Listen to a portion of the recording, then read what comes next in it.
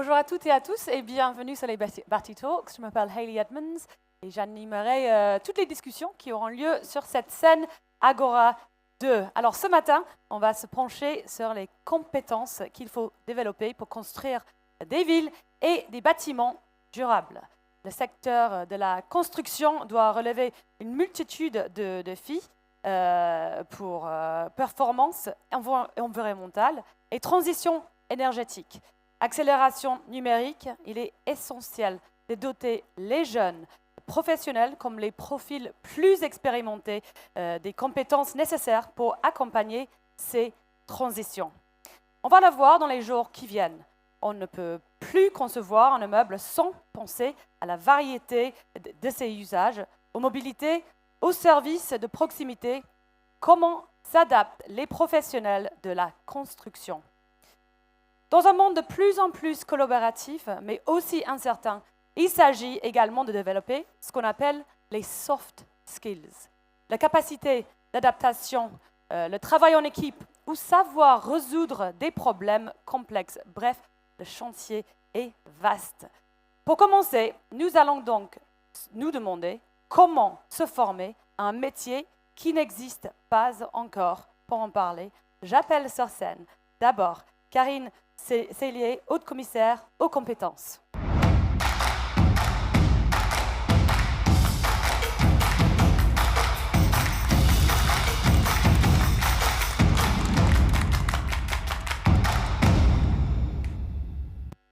Merci beaucoup. Bonjour à tous, à toutes et à tous.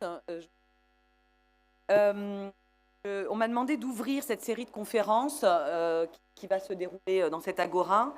Donc, on m'a donné 3-4 minutes pour commencer à poser un peu le sujet. C'est sans doute poser un peu le sujet. C'est sans doute avec mes comparses et avec Jean-Christophe Sibéras tout à l'heure qu'on va pouvoir identifier l'enjeu des compétences dans le domaine du bâtiment grâce aux travaux qui ont été conduits dans le cadre de France 2030. Mais je voulais vous dire quand même quelques mots d'introduction. Ce sujet des compétences est un sujet central.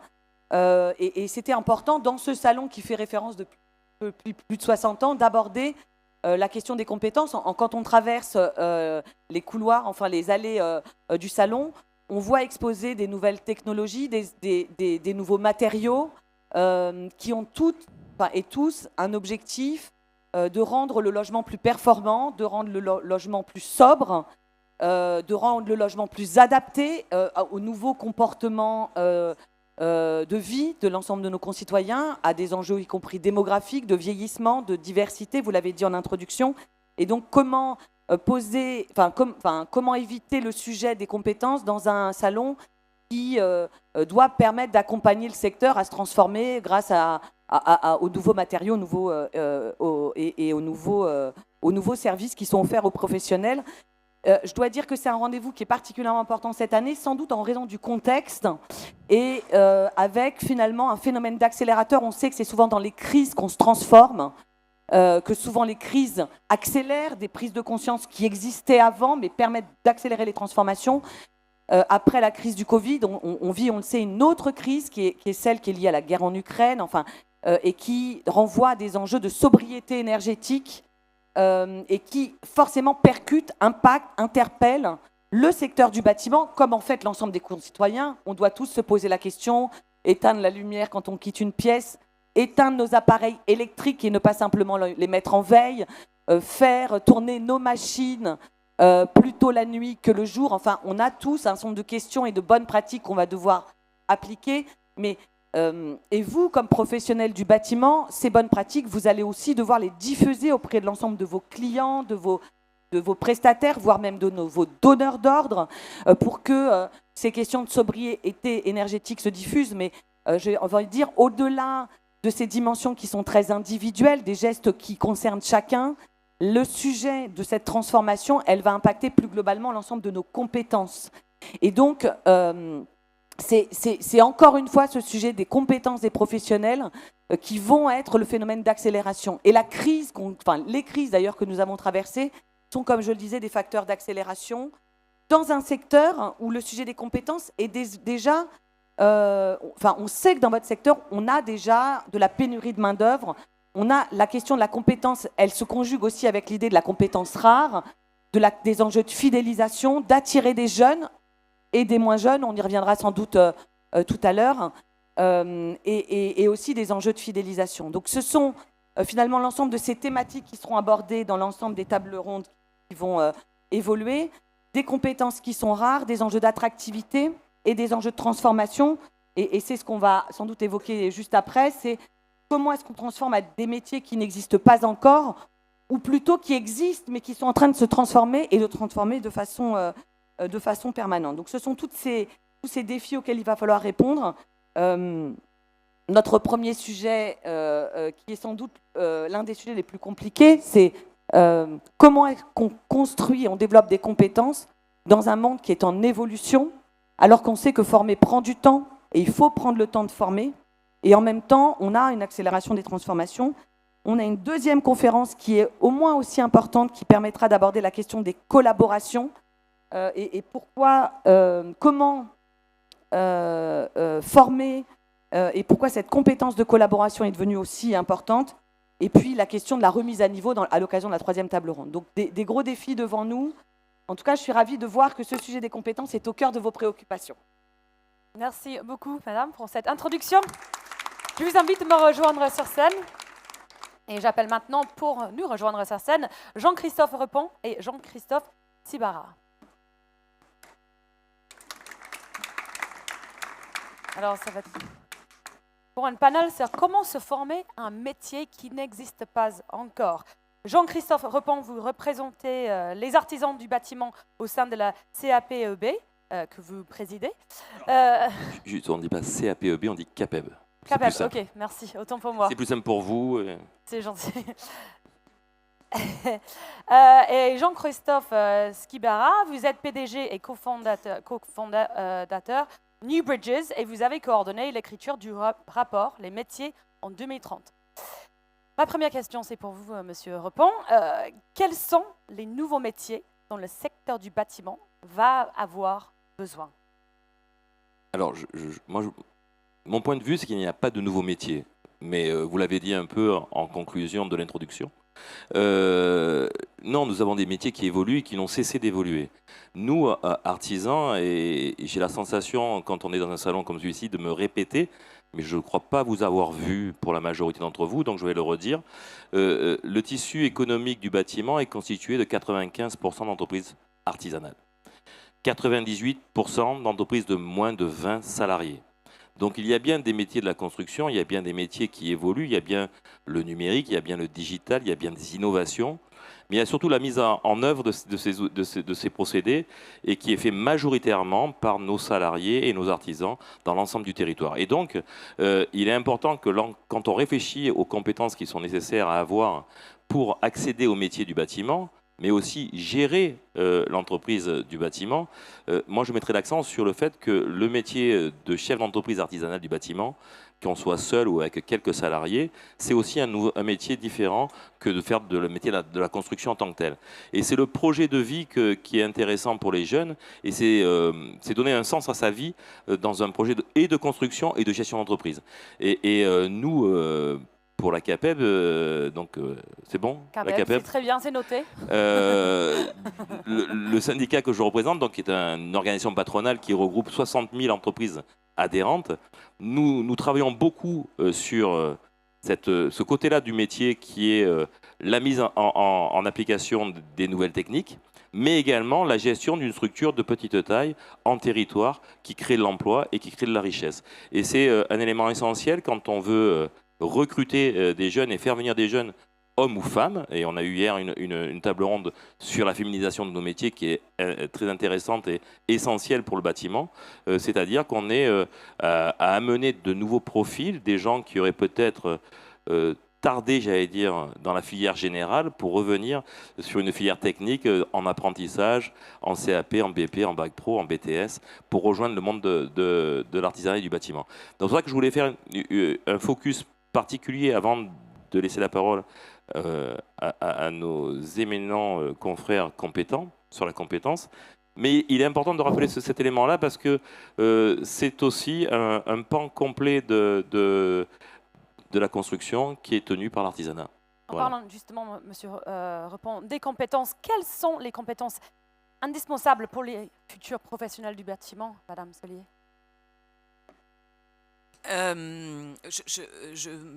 Je crois, enfin, je vais continuer peut-être dans le même sens que ce qu'a dit Jean-Christophe Repon. Et c'est vrai dans le secteur du bâtiment, comme dans beaucoup de secteurs. En réalité, c'est peu de nouveaux métiers. La question, c'est pas les métiers qui n'existent pas. La question, c'est là, par contre, la très forte transformation des métiers. Je crois qu'il n'y a pas de métier aujourd'hui qui n'est pas impacté par une très forte transformation.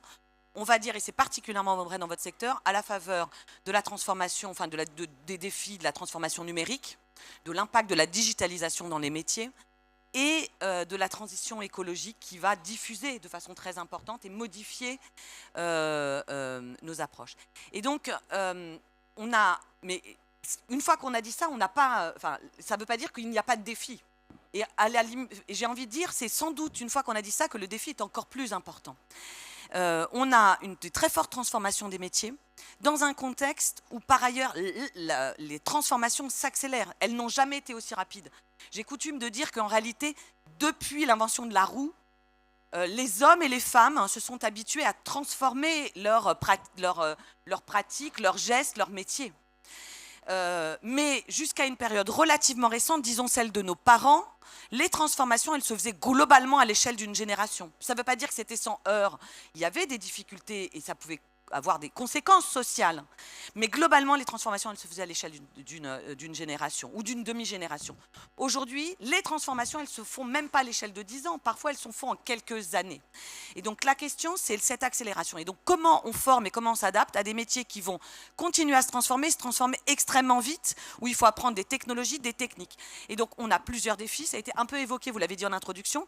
Il y a la question des soft skills, mais je voudrais le replacer dans un autre contexte. Comment on fait pour former alors qu'on ne sait pas complètement ces compétences nouvelles qui vont émerger? Ça veut dire qu'il faut qu'on accepte une part d'incertitude et d'inconnu et qu'on travaille sur cette base-là. Comme les métiers ne vont pas complètement se transformer, notre approche à nous, c'est de dire on a plusieurs façons de le faire. D'abord, il faut accompagner l'ensemble de nos professionnels pour qu'ils sachent se transformer. C'est-à-dire, c'est apprendre à apprendre, c'est acquérir les savoirs.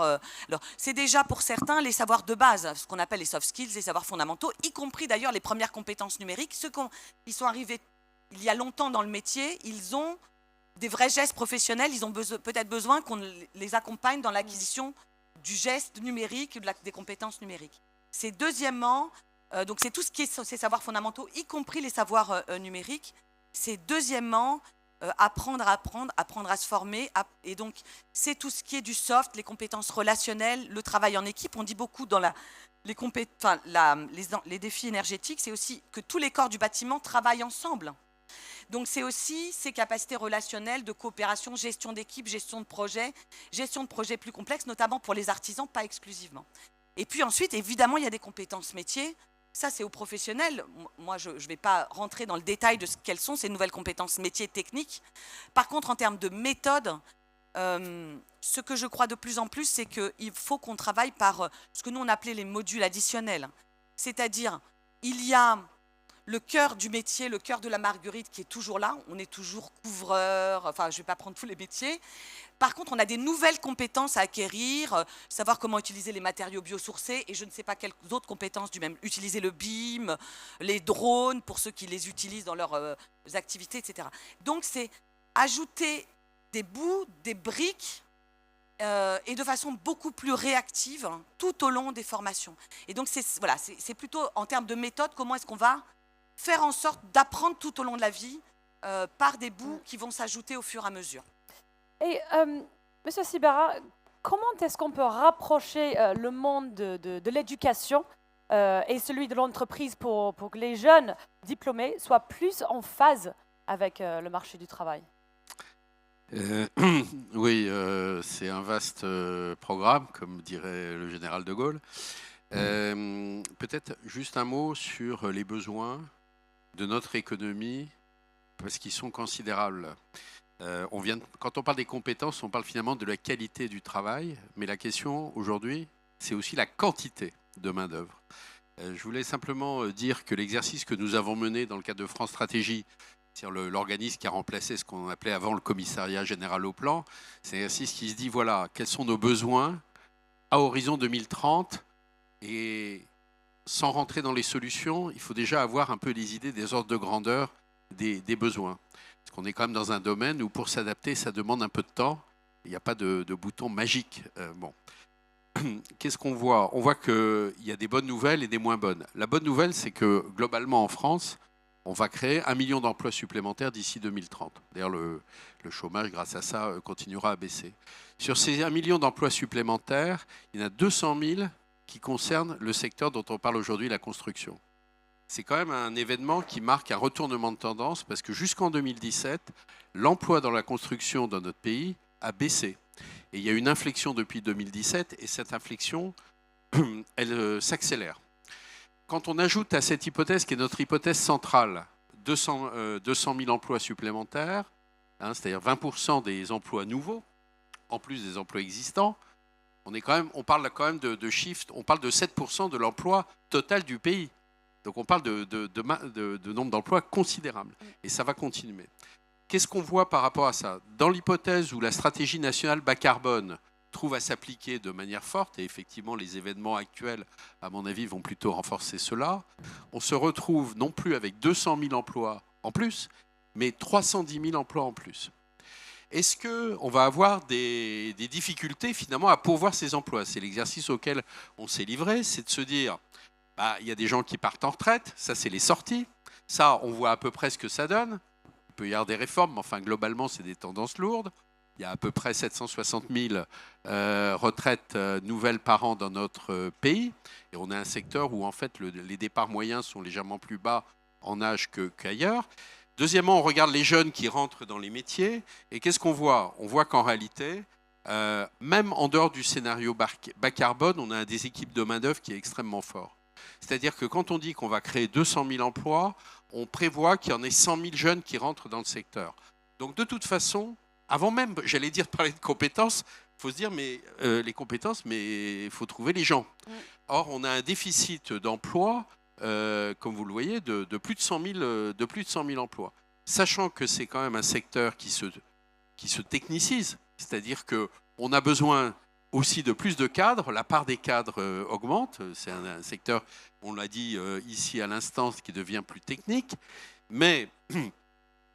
et c'est aussi une des particularités du secteur, c'est aussi un secteur qui va continuer à recruter des niveaux de qualification infra-bac. Donc c'est un secteur, je dirais, qui couvre un très large scope en termes de niveau. On a à la fois des emplois très qualifiés et on a aussi des emplois moins qualifiés. Alors la question c'est, mais comment va-t-on résoudre cette équation? Parce que la transition énergétique, c'est bien, on se fait des objectifs, mais la question c'est, comme toutes les entreprises, et M. Rebond est bien placé pour le dire, on va la faire avec qui? On va la faire avec qui? Et atteindrons-nous nos objectifs bas carbone, de réduction CO2, etc., si on n'a pas les gens pour le faire?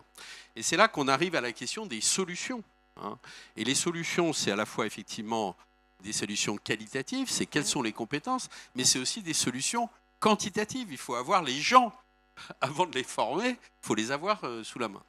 Or, comme on l'a dit, le système éducatif ne fournit pas assez de jeunes vers ce secteur. Il faudrait quasiment doubler dans les 10 ans. Je n'ai pas dit demain, puisque tout ceci, c'est sur l'horizon 2030, mais il faudrait doubler nos capacités d'accueil.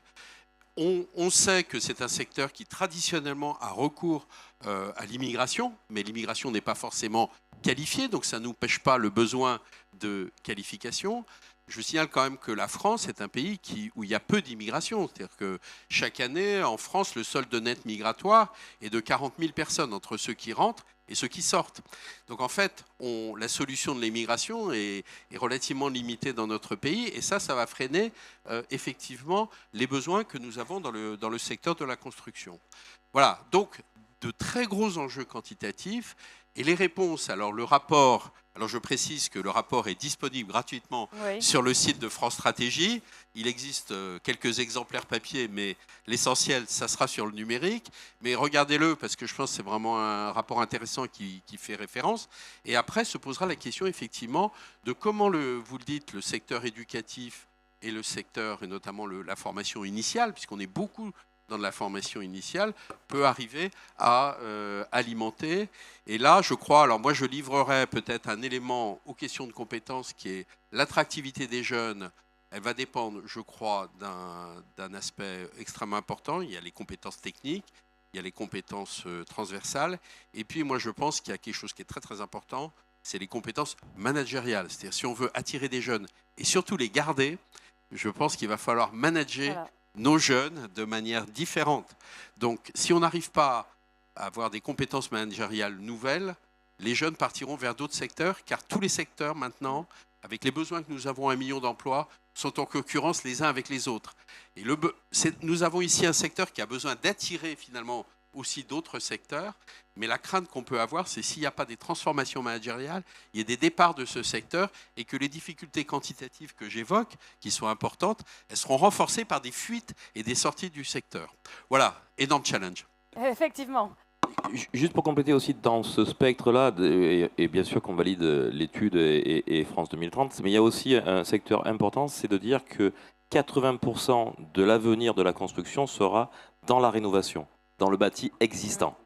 Et c'est important dans les profils des jeunes qui vont arriver, c'est-à-dire que quand on parle construction, on voit des grandes grues, on voit des grands groupes, on voit des grands projets, mais le défi qui nous attend demain, sur la transition énergétique notamment, c'est le bâti existant, le transformer en bas carbone et en transition énergétique. Et ça veut dire que 80% de ce bâti est déjà là. Ça veut dire que le travail est un peu différent aussi, et dans le profil des compétences, ce sera un peu différent.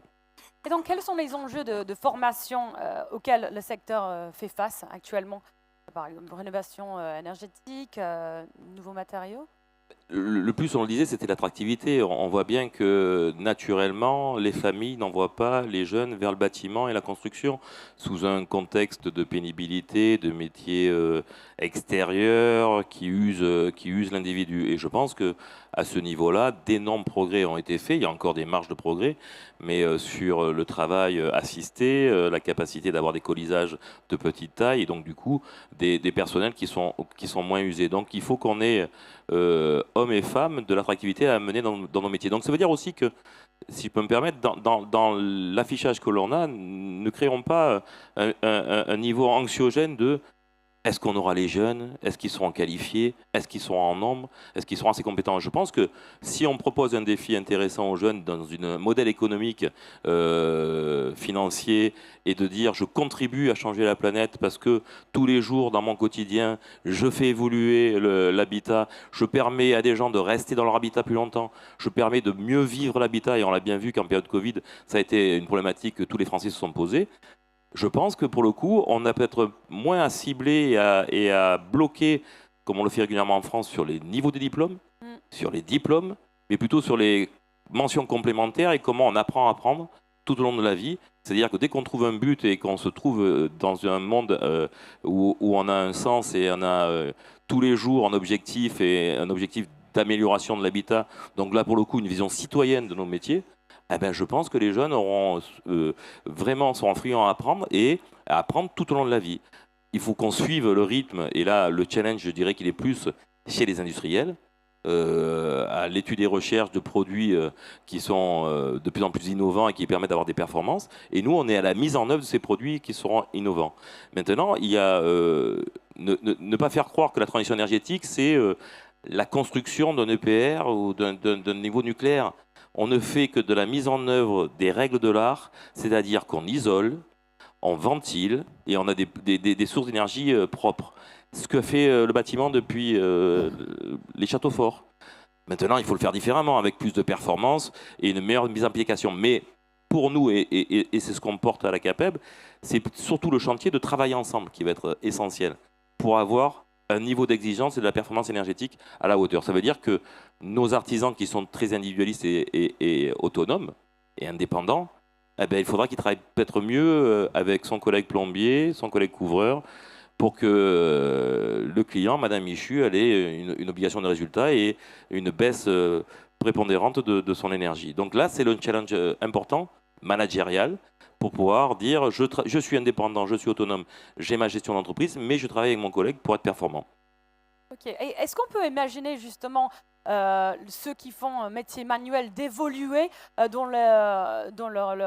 l'artisanat, enfin dans leur métier, et effectivement obtenir un diplôme d'ingénieur, par exemple. Est-ce qu'on peut imaginer ça à long terme? Est-ce que... La filière d'apprentissage, elle amène tous les niveaux de compétences. Bien évidemment qu'on est prioritairement sur les premiers niveaux de compétences et que mais on a des évolutions. On a surtout, je trouve, de plus en plus de jeunes qui viennent de filières générales, qui se sont cherchés pendant quelques années. Et grâce à l'apprentissage jusqu'à 30 ans, on a des gens qui se sont essayés à être commerciaux, à ne pas trouver de sens dans leur vie, puis qui reviennent doucement vers le bâtiment, et quel que soit le niveau. Je pense qu'il n'y a pas d'opposition possible entre le métier manuel et le métier d'ingénieur. Gestionnaire d'une entreprise artisanale du bâtiment, c'est un métier. C'est regarder ses marges, c'est être capable de pouvoir rester pendant 30 ans dans son village avec pignon sur rue et gagner bien sa vie, pouvoir croiser tous ses collègues au bar, chez le coiffeur, sans avoir honte du travail réalisé au quotidien. C'est tout ça, et donc ça veut dire que n'opposons pas, me semble-t-il, des premiers niveaux de compétences, puisqu'ils sont essentiels dans le quotidien des Français de demain. Madame, vous voulez réagir? Oui, Jean-Christophe Sibéras le disait très bien dans la présentation des travaux de France 2030. On est dans le secteur du bâtiment, dans un secteur où en fait, on a besoin d'alimenter l'ensemble de vos métiers, de l'ensemble des niveaux de qualification. Et on a encore beaucoup besoin des premiers niveaux de qualification. Comme on a d'ailleurs besoin d'ingénieurs, d'ingénieurs hommes et femmes d'ailleurs. Il y a sans doute, mais vous l'avez évoqué, un sujet de féminisation dans vos métiers. C'est une dimension extrêmement importante parce que, en grosso modo, c'est sur l'ensemble de la chaîne qu'il faut qu'on fasse progresser et donner envie à des jeunes, et encore je le dis à nouveau, à des moins jeunes, d'aller vers ces métiers. Il y a cette question que vous évoquiez de rapprocher le monde de l'éducation et des entreprises. On a évidemment un enjeu très important pour attirer les jeunes, montrer que les métiers du bâtiment sont sans doute plus variés, différents, qu'ils répondent à un certain nombre d'enjeux de valeur et qu'il y a des vraies possibilités de progression. C'est aussi des métiers où on peut assez bien gagner sa vie, contrairement à d'autres niveaux où on commence au premier niveau, enfin d'autres métiers, d'autres secteurs où on commence au premier niveau de qualification.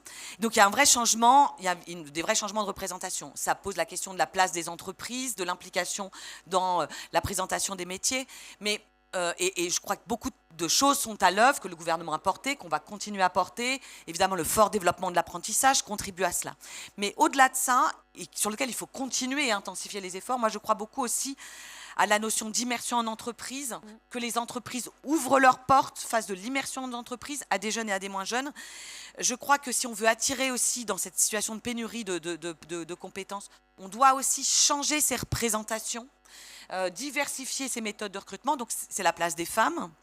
Il faut donner envie à des femmes d'aller vers les métiers du bâtiment. Nous, on finance dans le cadre du plan d'investissement dans les compétences aussi des programmes destinés à des publics plus vulnérables. Dans le cadre de programmes inclusifs, on finance, je pense notamment à un programme qui est financé pour des publics réfugiés qui sont en France. Ce n'est pas l'immigration qu'on va faire venir, mais c'est les publics réfugiés qui sont en France. Un programme qui s'appelle Bâtir les clés de l'atelier, notamment dans le domaine de l'artisanat, pour ouvrir les portes, faire de l'immersion en entreprise, organiser la rencontre. Et donc, on a besoin aussi que les entreprises s'engagent, qu'elles changent encore une fois leur représentation, et qu'on soit dans une logique d'aller vers, c'est-à-dire de faire venir des publics différents vers ces métiers-là. Je pense aux réfugiés, je pense évidemment à ce qu'on finance dans le cadre de la prépa-apprentissage pour ceux à qui manque un petit bout, notamment en termes de savoir-être ou de réseau relationnel. Pour rentrer en apprentissage, on finance des programmes, des actions très concrètes de prépa-apprentissage sur des publics décrocheurs, très éloignés de l'emploi. Voilà, il y a aussi toute une façon de changer aussi ces méthodes de recrutement et faire en sorte que ces entreprises qui recherchent soient aussi des entreprises inclusives, et tout le monde finalement y gagne. Donc on a vraiment beaucoup de choses ont été faites, mais il faut que maintenant on passe un cap et qu'on travaille davantage ensemble, les pouvoirs publics qui mettent les financements, les organismes de formation, mais aussi les entreprises elles-mêmes. Monsieur Sibéras, vous vouliez ajouter quelque chose? Oui, je pense que j'ai peut-être pas encore assez insisté, mais le défi est immense. Et dans ce secteur, peut-être avec les services à la personne pour les seniors, qui est un autre on a d'énormes besoins avec la transition démographique, avec le vieillissement, mais on a des défis immenses. Moi, je pense que finalement, les forces et les faiblesses. Les forces de ce secteur, d'abord, c'est des secteurs sympas. Vous savez, les jeunes, le relationnel, c'est clé. Bon, et notamment le relationnel horizontal avec les collègues. Donc une des forces de ce secteur, je crois que, il se trouve que moi j'ai eu l'occasion dans une carrière antérieure de beaucoup fréquenter les chantiers du bâtiment. Il se passe dans le bâtiment ce qu'on trouve assez souvent dans l'industrie, c'est-à-dire une chaleur au travail qui est effectivement très différente de bien des secteurs qui sont pourtant hyper dominants comme les services. Donc pour moi, si on voulait communiquer, moi je dirais le bâtiment, la construction, c'est sympa. Bon. Et en plus, il y a un truc tout à fait fort, comme dans l'industrie, c'est qu'on voit le résultat de son travail. Il est devant soi. Et donc, dans la fierté, ce qui est vraiment un élément essentiel pour retenir les personnes, c'est la fierté dans le travail. Et la fierté de pouvoir voir et montrer ensuite le résultat de son travail, c'est vraiment c'est très important. Je pense que les défis sont immenses parce que, comme on l'a dit, il y a des choses qui ont été faites pour garder la main-d'œuvre. Par exemple, réduire la pénibilité au travail.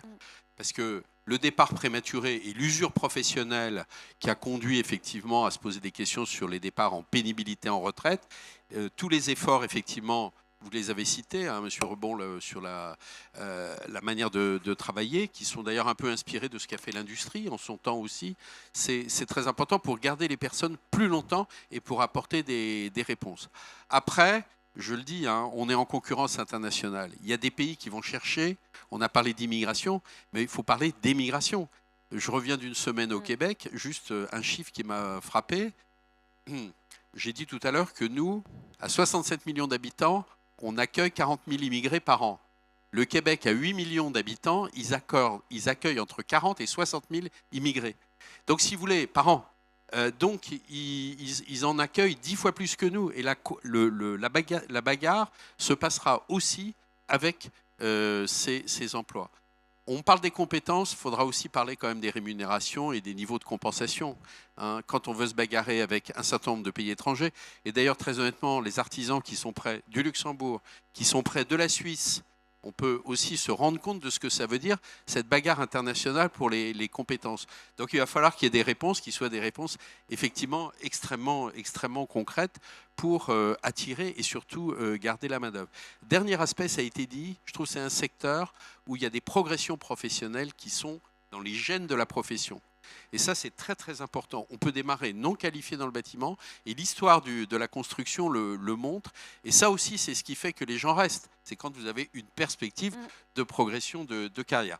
Donc, il y a des solutions, mais il y a un sacré coup de collier à donner si on veut, ne serait-ce que quand on est citoyen, atteindre nos objectifs de transition énergétique.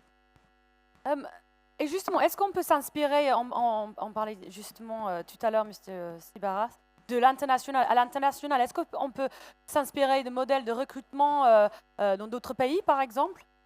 Alors, quand on va dans d'autres pays, notamment les pays anglo-saxons, il y a quand même deux choses qui sont assez frappantes.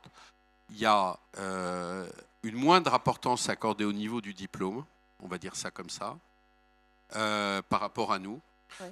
Et ça renvoie beaucoup, et là ça renvoie à ce qu'on fait dans les entreprises et dans les branches professionnelles, à décapsuler le niveau de diplôme dans les classifications professionnelles. Bon, ça c'est la première chose. Et la deuxième chose qu'on voit à l'international, c'est, je l'ai cité tout à l'heure, mais je vais remettre une couche sur le sujet, c'est sur les modes de management. Le mode de management, si vous voulez, pour faire simple, l'évolution c'est moins de niveau hiérarchique, ce qui veut dire quand il y a moins de niveau hiérarchique, on délègue plus, et si on délègue, c'est qu'on fait confiance. On fait confiance, quitte à ce qu'il y ait des erreurs, mais au total, on va considérer que les gens, quand on leur fait confiance, ils sont plutôt meilleurs dans le boulot que quand on ne leur fait pas confiance. Et ce que nous montrent nos amis anglo-saxons, c'est qu'effectivement, moins de niveau hiérarchique, plus de délégation. Moi, j'ai visité une entreprise la semaine dernière, ça m'a beaucoup frappé. Ils avaient un chef d'équipe pour 10 ouvriers. Et ils sont passés à un chef d'équipe pour 60 ouvriers. Et comment ils ont fait ça ? En disant, mais les ouvriers, il y a plein de décisions, vous pouvez les prendre vous-même. sur les congés, mais discutez entre vous, répartissez-vous le boulot. C'est-à-dire que le boulot du chef traditionnel de contrôle est diminué au profit d'une plus grande confiance. Et je pense que quand on parlait aux jeunes aujourd'hui, les jeunes, comme tout le monde, mais peut-être là aussi, plus on leur fait confiance, plus ils resteront dans le métier. Donc les modes de management, on va dire, un peu plus modernes, il est très très important de bien les incorporer. Alors je ne parle pas seulement du secteur là pour le coup de la construction, mais je pense que dans le secteur de la construction, on en parlait quand on a fait ce travail avec France Stratégie. On fait un travail de simulation macroéconomique, mais on a testé nos hypothèses avec les différents secteurs pour voir est-ce que ça correspond à votre ressenti. Et la Fédération française du bâtiment, alors c'était pas la CAPEB, j'en suis désolé. C'est différent, mais enfin bon, on va dire qu'il y a une cousine. Et effectivement, quand on a relevé qu'il y avait sans doute des modes de management, des modes d'encadrement qui étaient parfois un peu dépassés, la Fédération française du bâtiment dit oui, c'est vrai, effectivement, il faut travailler sur le mode de management. Monsieur Repon, vous êtes d'accord avec... Pour le coup, nous partageons la vision de la Fédération française du bâtiment, qui a moins d'adhérents que la CAPEB, mais qui a une vision d'avenir également. Non, sur le niveau des diplômes, c'est aussi important de le dire, parce que ça veut dire aussi que c'est une reconnaissance. Et que souvent, on met, nous, du diplôme et de la fierté de la compétence en face. C'est-à-dire que si on a un premier niveau de diplôme, un CAP, eh ben, on a moins droit à l'échec, on a moins droit à l'échec qu'un chirurgien qui raterait une prothèse du genou. Je veux dire par là que vous avez une contre-performance énergétique, vous êtes vécu comme un voleur. Vous êtes médecin chirurgien et vous ratez une prothèse du genou, c'est une maladresse et c'est l'anatomie qui n'a pas permis le résultat. Donc c'est aussi une reconnaissance, liée au niveau du diplôme. Ça veut dire que en France, quand on a un premier niveau de diplôme, on n'est pas reconnu à la juste valeur du travail qui est réalisé au quotidien dans la rénovation, notamment la rénovation énergétique. C'est aussi, moi je trouve, une dévalorisation de notre milieu français, je trouve, et qu'il faudrait qu'on valorise plus les petits gestes et la compétence de premier niveau. Derrière, vous avez parlé aussi de la capacité qu'on aura à garder, dans les métiers de service, au vieillissement de la population. C'est aussi un challenge énorme dans le bâtiment et donner du sens à son métier, c'est aussi de dire je vais pouvoir permettre à des familles de rester plus longtemps chez eux, en qualité de service et en qualité de vie. Et ça, c'est donner aussi du sens à son métier au quotidien. Madame, quel dispositif existe justement pour accompagner la formation tout au long de la vie? Mon propos, ça sera sans doute pas d'en dresser la liste. En fait, on a un système de formation en France qui est extrêmement structuré, d'ailleurs largement construit par les partenaires sociaux, les organisations syndicales et patronales, et qui permet d'accompagner dès le plus jeune âge les plus jeunes à travers notamment le contrat d'apprentissage qui a été, comme chacun le sait, très largement développé ces dernières années. L'idée, c'est de faire, d'avoir, pour ceux qui le souhaitent, un contrat de travail où on apprend en travaillant avec des logiques d'alternance dans l'entreprise. Et on sait que dans le bâtiment, c'est vraiment la première voie d'entrée dans les métiers, c'est l'apprentissage, c'est très valorisé. On a un certain nombre de dispositifs, de programmes de formation destinés à des salariés en entreprise pour se former tout au long de la vie ou pour se reconvertir pour ceux qui le souhaitent. Et puis, comme haut commissaire aux compétences, c'est ce dont j'ai la responsabilité directe, pour amener des demandeurs d'emploi vers les métiers du bâtiment. Et lors du dernier quinquennat, on a multiplié par 2 l'effort de formation à destination des demandeurs d'emploi. C'est quasiment 15 milliards d'euros sur 5 ans qui ont été déployés pour multiplier par 2 l'effort de formation des demandeurs d'emploi vers les métiers qui recrutent. Et le secteur du bâtiment est un des secteurs dans lequel, prioritaire dans ce plan. Donc des dispositifs, il y en a beaucoup, de nombreux.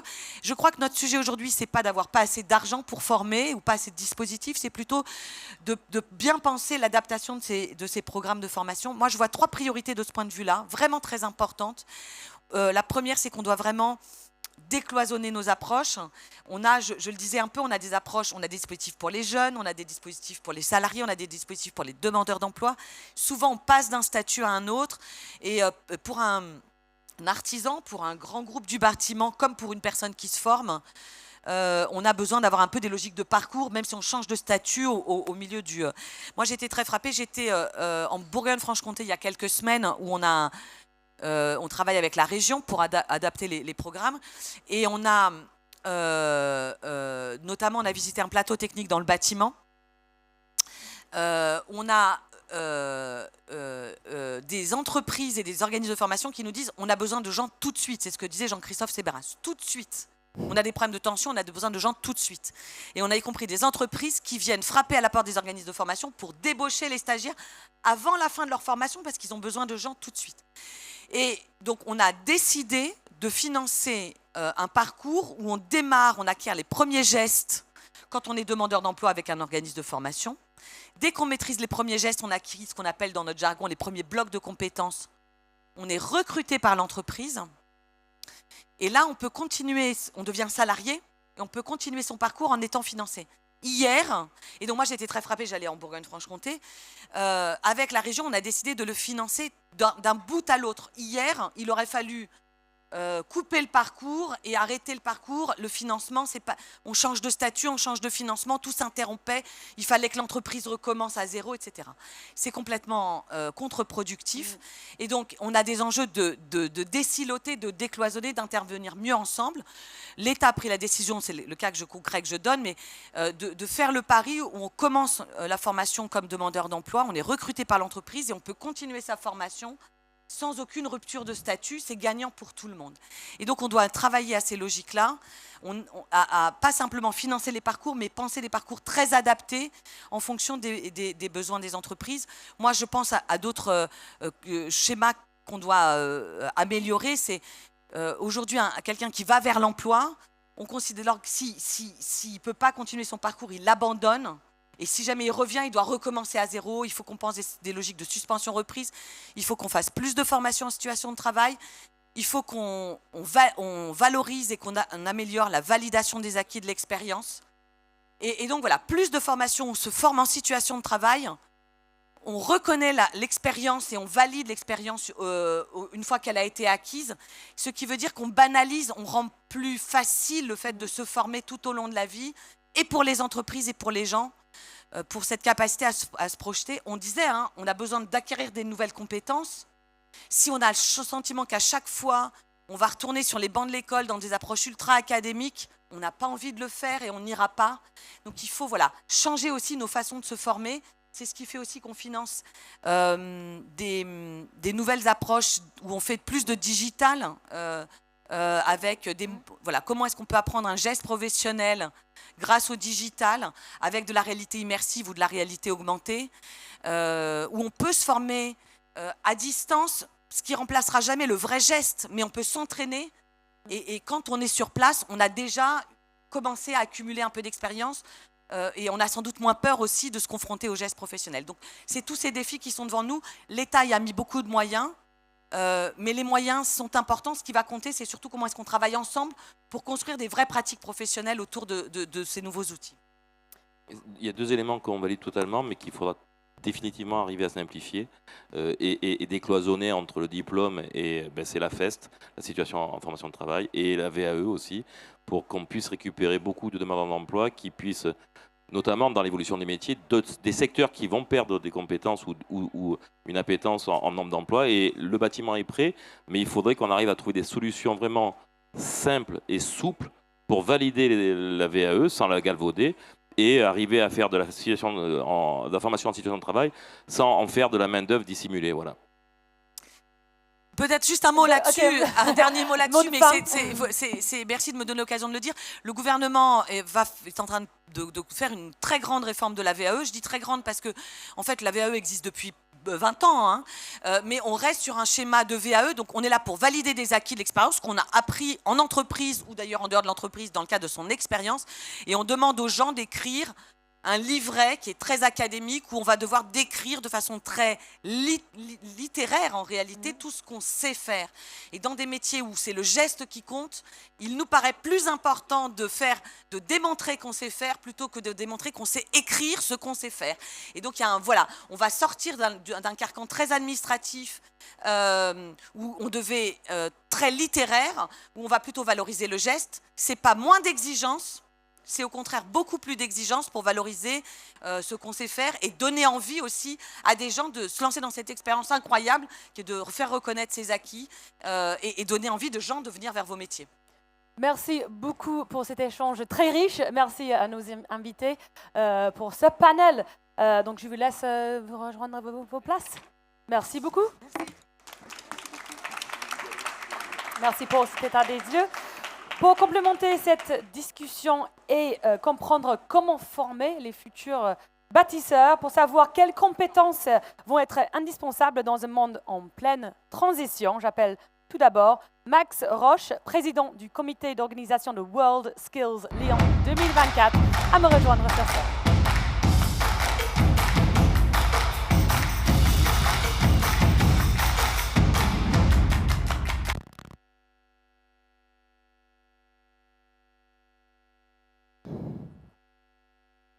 Bonjour à toutes et à tous.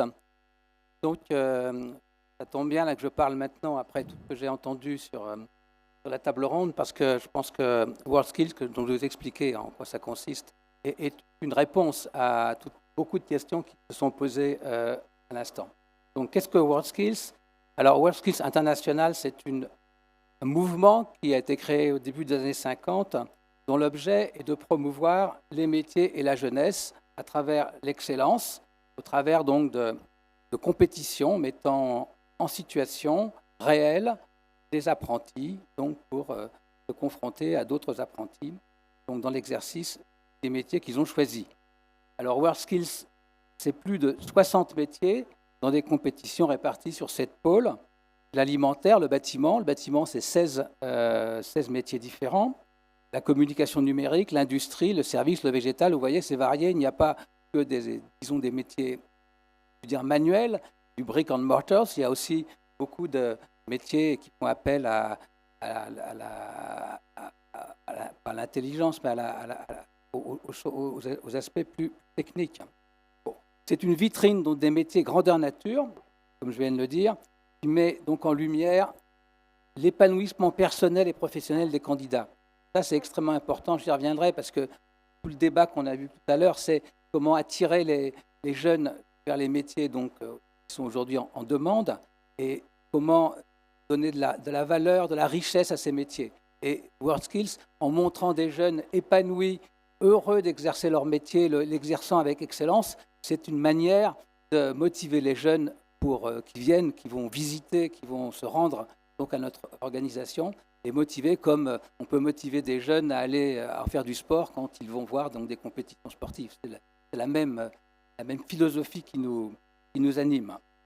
Donc, WorldSkills, c'est un mouvement mondial qui aujourd'hui rassemble 85 pays avec donc une compétition internationale tous les 2 ans. Et donc, dans 2 ans, donc, fait des événements du Covid qui ont été un peu décalés ces derniers temps, donc la 47e édition se tiendra donc du 11 au 14 septembre à Lyon, puisque Lyon a présenté sa candidature et donc a été retenu en 2019 pour cela. Et donc, la France constitue son équipe, donc constituée donc, de jeunes. La seule contrainte, c'est d'avoir moins de 23 ans et bien entendu de participer à des compétitions régionales organisées sur l'ensemble du territoire qui se feront donc au début de l'année 2023 pour sélectionner les compétiteurs français. Donc, se rendront à cette compétition et donc rencontreront leurs compétiteurs de 60 pays. Donc, WorldSkills, ça rejoint, je le disais tout à l'heure, complètement les préoccupations qui sont les nôtres, qui sont celles de nos entreprises, pour rechercher donc des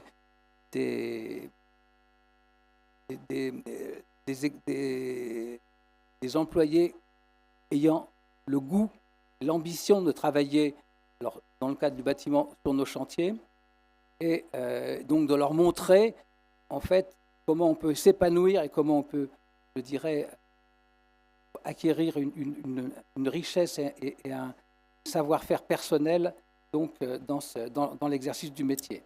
Donc, qu'ils le verront en vraie grandeur, l'exercice du métier par des jeunes de leur âge auxquels ils pourront s'assimiler, se représenter.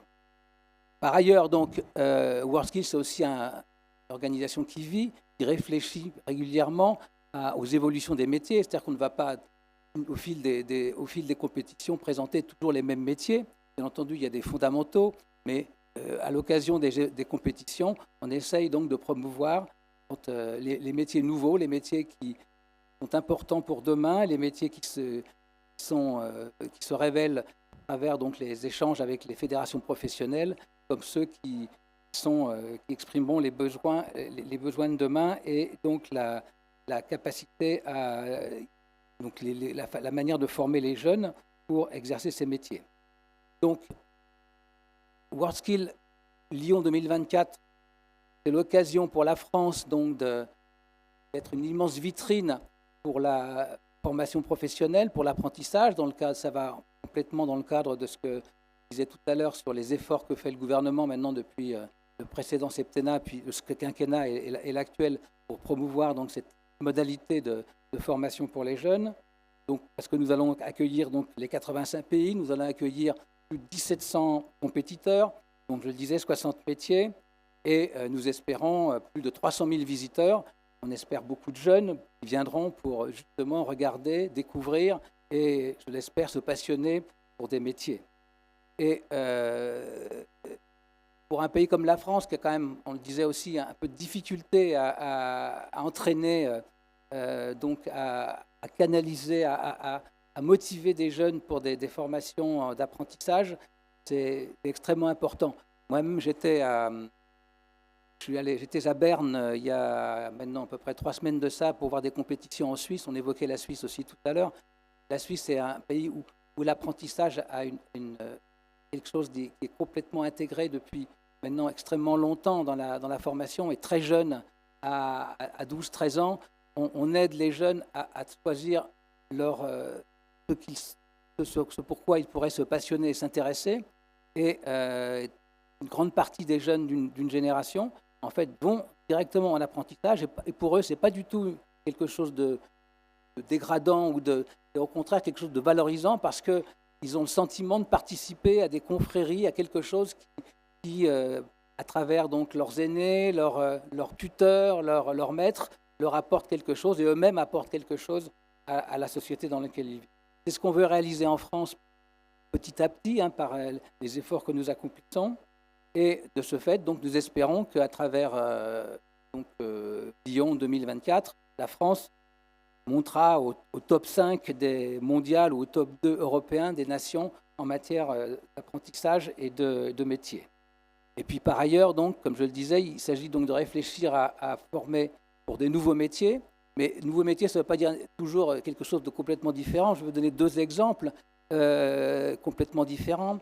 Les métiers, la taille de pierre, c'est un métier qui a été retiré des compétitions ces dernières années parce que, au fond, on ne trouvait pas les techniques, disons, modernes pour le réaliser.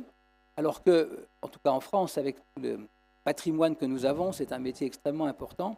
Et donc, nous travaillons à relancer une compétition sur la taille de pierre à travers des réflexions sur les techniques de taille de pierre plus adaptées et correspondant à l'attente des jeunes qui voudraient se lancer dans ce métier. Un autre métier qui fait partie donc, des compétitions, c'est la construction digitale, ce qu'on appelle le BIM pour les initiés du bâtiment. Et là, c'est complètement différent, puisqu'il s'agit donc d'introduire des technologies digitales pour gagner en efficacité et en coordination, comme le disait M. Repon, pour que chacun puisse se coordonner avec les autres corps de métier. Ben là, donc, nous avons donc une compétition autour donc, de la construction digitale qui permettra de détecter et de motiver des jeunes sur cette activité. Enfin, donc, la question, c'est, à travers l'innovation dans les compétitions, donc c'est effectivement sourcer des jeunes, les faire venir à nous, les faire venir au métier. Et pour ça aussi, on a engagé un grand travail, et c'est comme ça qu'on a d'ailleurs gagné la compétition Lyon 2024, autour de l'exemplarité sur la compétition elle-même. Donc on va faire, on a de grandes ambitions qu'on va réaliser en matière d'inclusion sociale, de distribution de matériaux avant ou après les compétitions, de tri, valorisation des déchets de la compétition, que nous mettrons en valeur pour montrer qu'on peut travailler tout en étant économe, tout en étant soucieux de l'environnement dans lequel on vit. Nous allons également travailler à l'inclusion la mixité dans les métiers, la diversité dans les compétitions. C'est un travail que nous menons avec les partenaires des différentes branches pour mieux valoriser et accompagner les publics, notamment dans le bâtiment et les travaux publics où, comme on le disait tout à l'heure, la mixité n'est pas de mise, en tout cas dans les métiers d'exécution. Il y a un grand chantier à accomplir pour y arriver.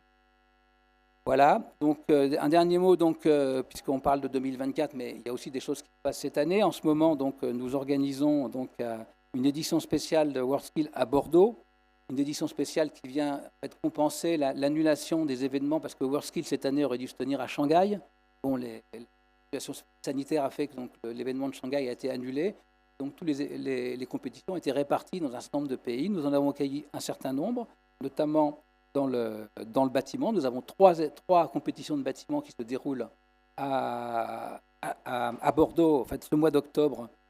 Et à cette occasion-là, nous allons tester un tas de choses que nous allons mettre en œuvre à Lyon, et notamment que les gens ne peuvent pas rester, les visiteurs ne peuvent pas rester tout le temps à voir un jeune en train de réaliser travailler sur sa réalisation de son chantier. Donc on va mettre des caméras fixes qui permettront de suivre, pour ceux qui s'intéressent, tout au long de la compétition, la réalisation de travail des différentes compétitions.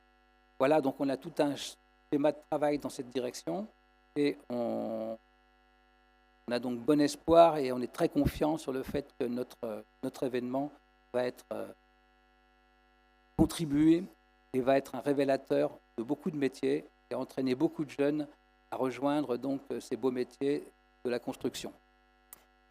Merci beaucoup, Monsieur Roche. Est-ce qu'il y aura des questions pour Monsieur Roche dans la salle?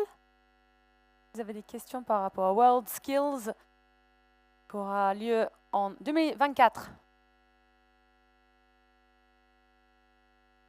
J'ai une question. Qu'est-ce que ça représente pour vous d'accueillir ces 85 pays, des artisans de 85 pays au monde à Lyon pour 2024? C'est un enjeu considérable en matière d'organisation et de logistique. C'est pas comparé, mais c'est un peu comme une grande compétition sportive internationale. Vous avez donc trouvé le lieu d'abord. Bon, le lieu, on l'a trouvé. Mais après, à l'intérieur de ce lieu, organiser les différentes compétitions. Et ça demande une discussion. J'ai parlé de 60 métiers. Ça veut dire 60 discussions différentes avec 60 spécialistes différents. Autant, il faudra installer 60 cuisines. Il faudra installer des cuisines. Il faudra installer donc des mini-chantiers pour le bâtiment. Il faudra installer d'autres pour les travaux d'industrie métallurgique, d'autres pour des travaux donc de numérique, comme je viens de le dire. Tout ça, c'est une discussion que nous avons. Et nous avons déjà commencé, bien entendu, qui va se dérouler en partenariat avec les équipes de WorldSkills International, qui sont expérimentées, puisque, comme j'ai dit, on en est à la 47e édition. Donc, nous travaillons avec eux pour que nous soyons fin prêts et que l'organisation permette, c'est l'enjeu, d'accueillir le maximum de monde possible pour découvrir les métiers que nous présentons. Merci beaucoup, Monsieur Roche. Ah non, on a une question, pardon. Avant de terminer, Dan. Est-ce qu'il y aurait des compétences comportementales à développer spécialement afin d'évoluer dans le domaine du secteur, dans le secteur du bâtiment spécialement, notant la complexité du domaine et ses spécifications diverses que vous connaissez déjà? Je répondrai juste pour WorldSkills. Vous savez, WorldSkills, nécessairement, pour être qualifié, dans les qualifications qui se déroulent dans chaque pays, les qualifiés, nécessairement, il faut qu'ils aient toutes les compétences, je dirais, les soft skills nécessaires de comportement, puisqu'ils vont être accueillis, ils vont devoir se mettre en concurrence avec d'autres, mais dans le respect donc de leurs compétiteurs, mais aussi donc des jurys qui vont les jurer. Donc, et puis de même, il y a une partie d'une équipe, donc l'équipe de France ou l'équipe d'un autre pays. Et ça veut dire qu'il faut avoir l'esprit d'équipe, il faut soutenir ses collègues qui sont dans les autres métiers. Ça, c'est des qualités humaines, des qualités de relation qui sont créées. Et je peux vous dire que vous reconnaissez très vite quand vous rencontrez quelqu'un qui a participé à ces compétitions parce qu'il a cette aisance, cette capacité de communiquer, cette capacité de vivre avec les autres que seul ce type d'événement peut créer. Merci beaucoup. 2024, rendez-vous à Lyon pour le World Skills. Merci beaucoup, Monsieur Roche. Je vous laisse rejoindre votre place. Alors, notre prochain talk sera présenté par Fabrice Yeguillon, directeur du développement de l'AFPA, l'Agence nationale pour la formation professionnelle des adultes. Bonjour à toutes et à tous. Donc, quelle formation pour accélérer la décarbonation de l'économie française? Vous laissez tomber les musiques. Mais on attend juste le jingle. Oui, vous ok. pouvez commencer. Ok, d'accord. J'y suis allé d'un coup. Bonjour à toutes et à tous. Donc, Fabrice Yeguillon, directeur du développement de l'AFPA. L'AFPA, c'est l'Agence nationale pour la formation professionnelle des adultes. L'AFPA est le premier organisme de formation en France et nous formons chaque année et accompagnons près de 100 000, entre 100 000 et 200 000 personnes. On est venu au Mondial du bâtiment avec un message. Chaque année, on forme près de 33 000 personnes dans les métiers du bâtiment, dans tous les secteurs du bâtiment. Donc forcément, nous sommes concernés par les sujets de décarbonation et surtout sur les sujets liés à la formation et à ce qu'on peut apporter dans nos formations ayant trait à la décarbonation. On le sait, vous le savez, la compétence est un objet vivant. On travaille sur cet objet vivant qu'est la compétence. Et donc, on essaye avec d'autres. Je vois les compagnons du devoir qui sont dans la salle. Et on a des sujets communs parce que je crois que c'est peut-être un des messages forts qu'on doit passer.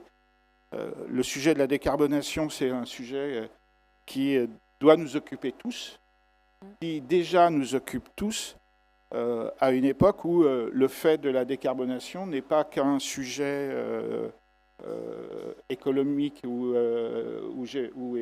écologique. C'est aussi un sujet géopolitique compte tenu de la situation qu'on voit en Ukraine. Donc, en gros, on est engagé dans ce travail-là de la décarbonation et on a lancé plusieurs formations qui sont dans lesquelles on prend en compte ce sujet-là, sachant que, encore une fois, la formation est peut-être le meilleur moyen pour accompagner les différents sujets de transformation de la société. Donc, et c'est comme cela qu'on le conçoit. Alors, de là à dire qu'on a un métier, on n'aura, à mon avis, jamais de décarbonateur, et je cite Jocelyn Gac, qui est en face de moi, au compagnon du devoir, c'est plutôt des compétences qu'on va rendre transfert, qui feront partie des métiers et des programmes de formation qu'on va lancer. Alors, on a un sujet avec l'ensemble des professionnels. Alors, si on parle de la décarbonation, qui concerne aussi bien l'industrie, le bâtiment que tous les secteurs de l'économie, c'est qu'il n'y a pas un secteur de l'économie qui le prend de la même manière. Et le gros sujet qu'on a aujourd'hui, c'est le sujet de l'acculturation, si on veut arriver aux objectifs de 2050. Le sujet de l'acculturation, je ne suis pas sûr aujourd'hui, et nous ne sommes pas sûrs, que ça passe que par la formation. Donc on est face à un sujet qui est à la fois un sujet politique et un sujet de communication, d'information des citoyens. Et bien évidemment, la formation peut accompagner la décarbonation en ce qui concerne les objectifs qui sont à atteindre. Voilà ce que je peux vous en dire, mais je crois que vous avez des questions. On a effectivement peut-être des questions dans la salle. D'abord, il y a des questions? Non. Non, pas de Je pense questions. que vous avez été très clair. Oui, oui. Monsieur. Faut parler fort. Non, il y a un micro qui arrive. Bonjour, Pascal Lameau, je suis du groupe Sonépar. L'AFPA est un organisme extrêmement puissant, mais comment vous observez le marché de la formation? Et on voit beaucoup de start-up arriver, et c'est assez étonnant. On va un peu ce que fait Niel avec l'école Hectare, et on voit arriver dans l'électricité, l'école des chefs, plein de choses comme ça. Quel œil portez-vous sur ces nouveaux entrants sur le marché de la formation qui sont issus d'un métier différent des nôtres et qui font ça avec réussite pourtant? D'abord, il y a des phénomènes d'opportunité qui font qu'il y a des nouveaux entrants. Mais je crois que je vais reprendre ce que je vous disais à l'instant sur le fait que la compétence est un objet vivant. L'AFPA est un nouvel entrant. Et il faut qu'on se considère comme un nouvel entrant face à ce qu'on doit assumer en termes de transformation de nos formations. La chance qu'on a, c'est que, encore une fois, chaque année, on forme près de 33 000 personnes dans les secteurs du bâtiment. Le fichier entreprise de l'AFPA, c'est plus de 60 000 entreprises. Donc, sur le plan de l'implication sur le sujet, on ne peut pas ne pas considérer l'AFPA comme étant un acteur. Peut-être que là où la donne change aujourd'hui, c'est qu'on ne peut plus avancer tout seul sur ces sujets-là. Encore une fois, la prise de conscience, elle est collective. Et si aujourd'hui l'AFPA a multiplié les interventions en groupement, a multiplié les actions en réseau, c'est tout simplement qu'on est bien plus fort ensemble. Voilà. Et on intègre, parler des startups, on intègre des startups dans nos actions parce qu'elles ont développé un savoir-faire très particulier. Après, nous, on est vigilants sur les phénomènes d'opportunité. On sort du Covid, ça a été une opportunité pour plusieurs organismes de développer la digitalisation.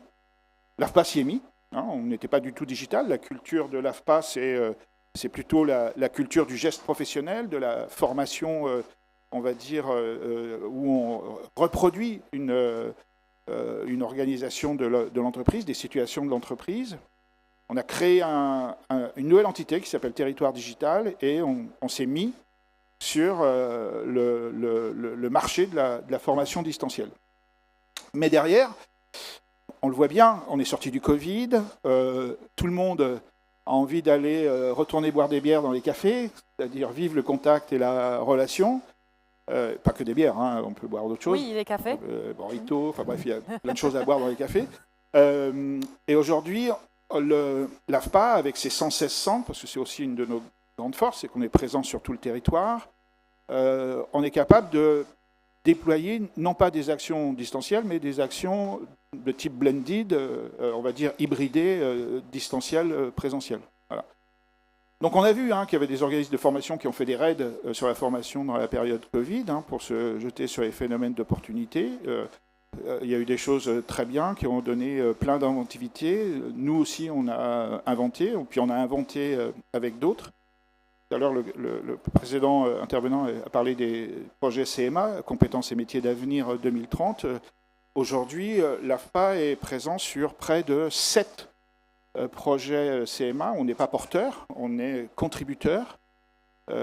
Et sur ces 7 projets CMA, il y en a à peu près 5 qui visent des sujets qui sont liés à la décarbonation ou à la transition écologique ou à la lutte ou au refus de l'exclusion énergétique. Voilà. Donc, je ne sais pas si je réponds à votre question, mais en gros, l'idée, et merci pour la question, parce que du coup, j'étais un peu court.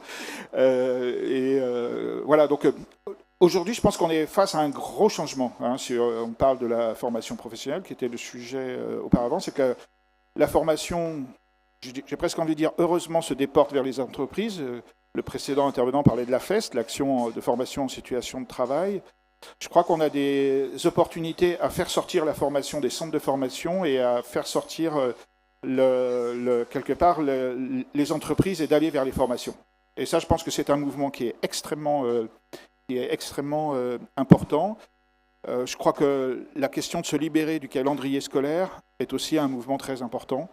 On a encore beaucoup trop d'entreprises qui, par exemple, pensent qu'un contrat d'apprentissage, ça commence forcément au mois de septembre. Le contrat d'apprentissage, ça commence au mois de septembre, ça commence au mois de janvier, ça commence au mois de février, ça commence au mois de mars. Donc, je m'écarte du sujet, qui est quelle formation pour accélérer la décarbonation de l'économie française, mais je pense que le sujet, c'est vraiment un sujet global de comment la formation participe à cette nécessaire transition écologique. Et ce que je suis en train de vous dire, c'est que ça passera forcément par plutôt des approches systémiques, c'est-à-dire des approches collectives et qui vont mêler plusieurs actions, aussi bien des entreprises que des organismes de formation. Ok.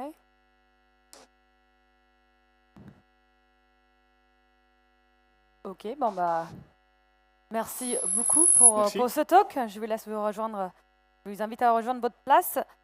Et maintenant, j'invite Florence Clément qui va présenter notre prochain keynote.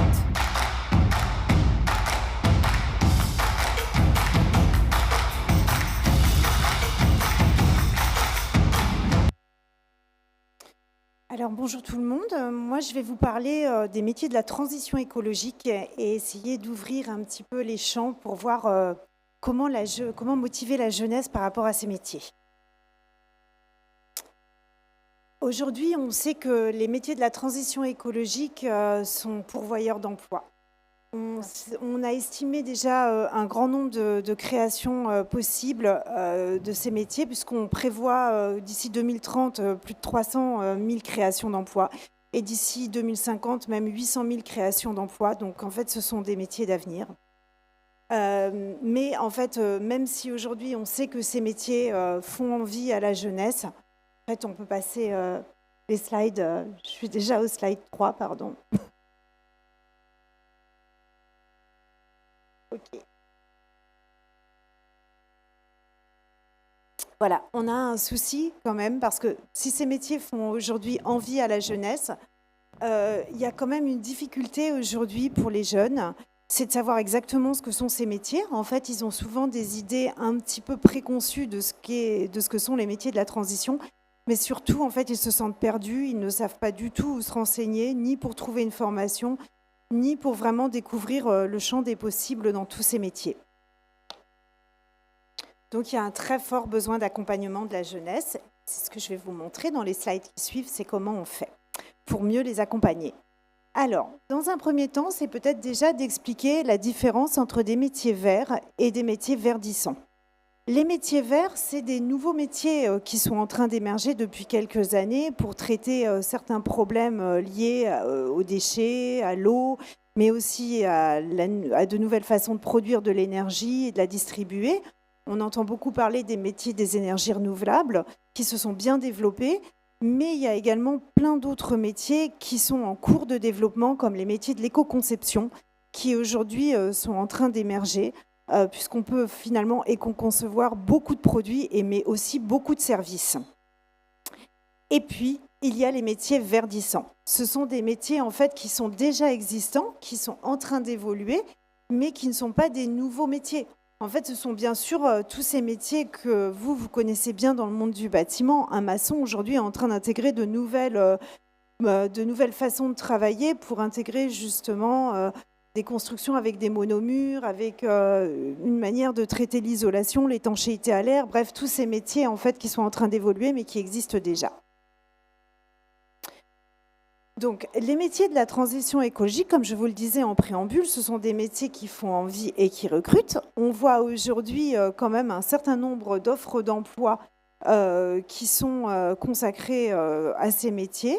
Et pourtant, il y a encore des difficultés de recrutement. Donc, on sait que vous, les métiers du bâtiment qui nous intéressent aujourd'hui, vous êtes un des premiers à proposer des emplois donc, à ce monde en recherche d'emploi. Et pourtant, en fait, vous n'arrivez pas à satisfaire l'ensemble de la demande sur le terrain, puisqu'il y a plus de demandes finalement que de ce que vous pouvez aujourd'hui pourvoir. Il y a un souci aussi d'offre de formation, puisqu'on voit qu'il faudrait former davantage de professionnels de la rénovation énergétique, de manière à ce que les professionnels puissent être plus nombreux dans les années qui viennent. Au moment, là ça a déjà explosé, puisque les demandes des particuliers, des entreprises pour rénover leurs bâtiments sont déjà très importantes, mais on sait que ça va continuer dans les années qui viennent. Donc en fait, il y a un véritable enjeu aujourd'hui de faire correspondre l'ensemble de l'offre et de la demande. Alors, notre objectif aujourd'hui, enfin en tout cas le mien à l'ADEME, c'est d'accompagner la jeunesse. Donc on a essayé de regarder un petit peu ce que voulait la jeunesse aussi dans les métiers du futur. Si les métiers ont évolué, en fait, ce qui est aussi assez prégnant aujourd'hui, c'est que les jeunes ont évolué et leur appétence pour des métiers, ou en tout cas pour le monde du travail de demain, a aussi considérablement évolué. Aujourd'hui, les jeunes ne sont plus forcément à la recherche. Alors, pardon, je vous précise quand même que ce slide que je vous montre, en fait, est issu d'ateliers qu'on a menés avec la jeunesse, avec plusieurs jeunes, qui étaient depuis le lycée jusqu'aux études supérieures. Donc, en fait, des jeunes pour qui le monde du travail, c'est vraiment très rapide. C'est demain. Et ils nous ont exprimé, en fait, leurs attentes et leurs souhaits pour leur avenir professionnel, pour leur futur. Et ils nous ont montré en fait qu'ils avaient une autre façon d'envisager les métiers pour demain. En fait, ils ne veulent plus forcément uniquement un métier qui rapporte beaucoup. Le salaire n'est plus le centre de ce qui les préoccupe, mais ils ont vraiment un besoin de sens. Et donc, plus on leur montre que leur métier a du sens dans un monde en transition, plus globalement, dans un monde qui a besoin d'intégrer plus d'écologie, plus ils ont envie de l'exercer.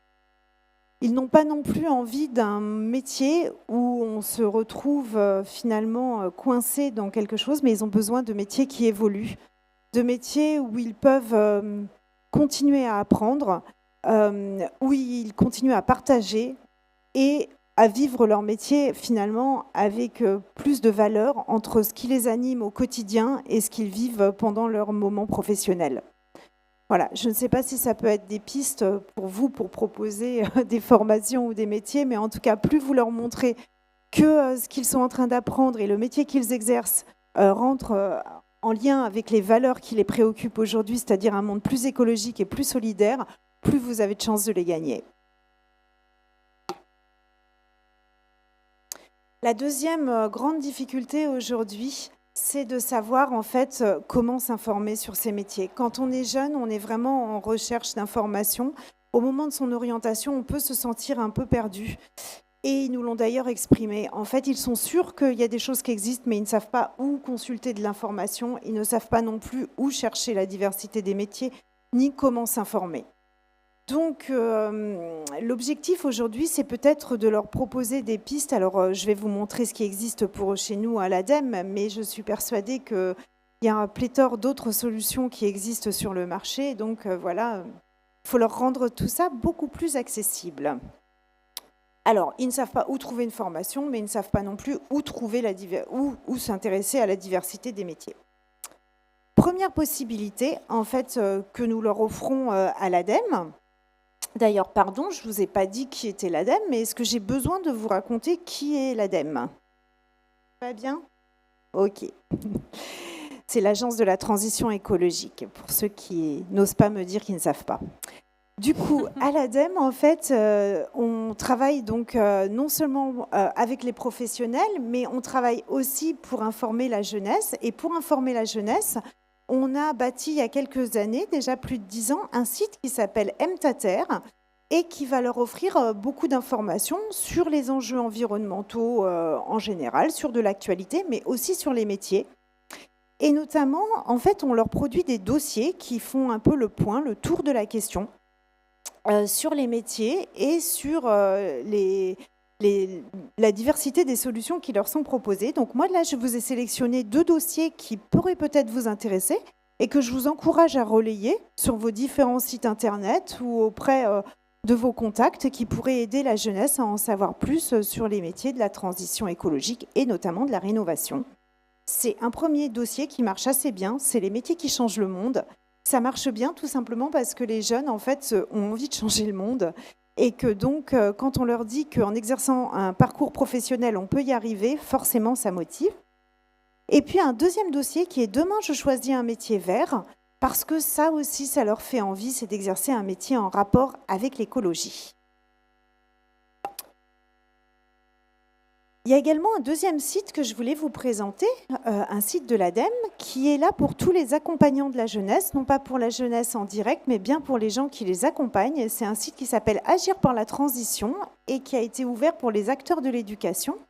Dans ce site, vous avez, en tapant un mot-clé, par exemple orientation, vous avez la diversité des solutions qui existent pour aider les jeunes à s'orienter, que ce soit des MOOC, des revues, des parcours, et notamment des partenaires, puisque en fait aujourd'hui on a ouvert nous notre travail avec de nombreux partenaires, et notamment MyRoad, que je vais vous présenter un petit peu. Alors, Émilie Pes, qui devait être là pour vous parler de MyRoad, qui travaille chez Million Road, qui est notre partenaire, a aujourd'hui le Covid, donc elle ne sera pas là. Mais moi, je vais quand même vous présenter cet outil parce que je pense qu'il peut être intéressant à connaître et surtout à relayer.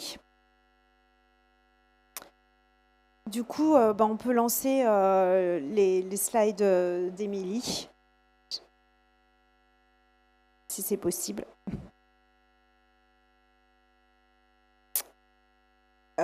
Alors, Émilie, en fait, travaille sur un outil qui s'appelle MyRoad.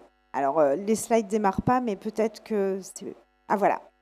Alors, MyRoad, en fait, c'est un GPS de l'orientation qui est fait pour les jeunes en recherche d'orientation, mais aussi pour les gens qui sont déjà en poste et qui cherchent à en savoir un peu plus sur des métiers. En fait, c'est un GPS où vous pouvez rentrer de deux manières.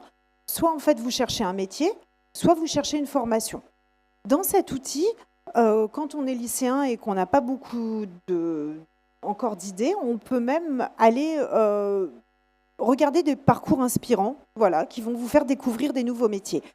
Nous, on a choisi d'être en partenariat avec MyRoad parce que c'est un site qui est assez bien référencé, assez facile à trouver, puisqu'il est notamment référencé sur le site de l'ONICEP, mais également de grands médias comme l'Étudiant qui travaille avec les jeunes. Et surtout qui propose en fait des situations réalistes.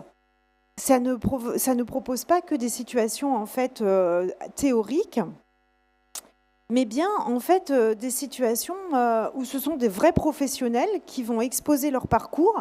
Donc on va se rendre compte qu'on a le droit de se tromper en regardant ces parcours.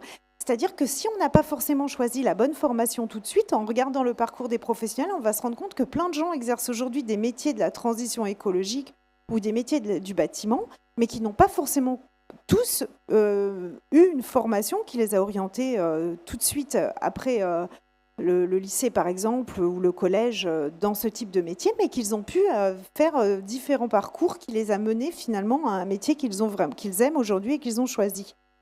Donc, ce sont différents types de solutions qui sont proposées, et notamment pas mal de situations aussi qui sont présentées avec des témoignages, des gens qui viennent raconter leur histoire, etc. Et donc, je vous encourage vraiment à découvrir cet outil et à pouvoir... j'ai l'impression que ça s'emballe alors que j'appuie plus sur rien, mais voilà, et qui permettent de trouver aujourd'hui des profils.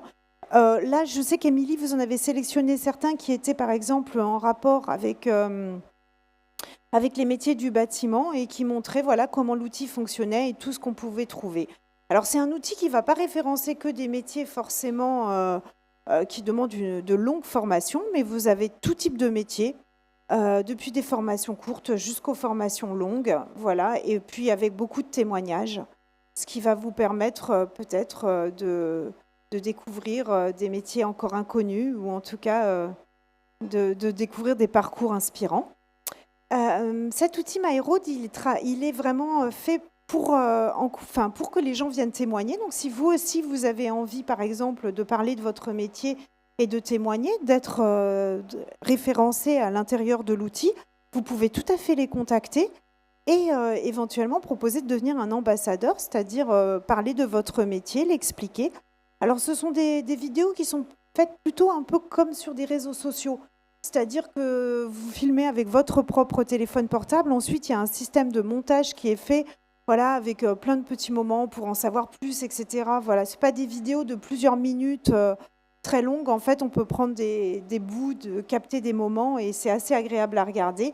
Là, je vous montre donc voilà, une vidéo qui a été faite il y a cet été, pas très longtemps, sur une jeune fille qui s'était un peu trompée de parcours et qui finalement avait réussi à réorienter ses études pour travailler sur l'éco-conception. Et elle explique comment elle a fait et ce qu'elle fait aujourd'hui. Voilà. Et vous pouvez interagir avec elle, lui poser des questions, répondre.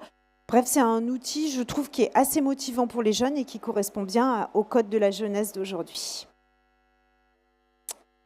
Voilà, je suis à votre disposition si jamais vous avez des questions. Merci beaucoup. Florence Clément, coordinatrice de l'information grand public et jeunes à l'ADEME.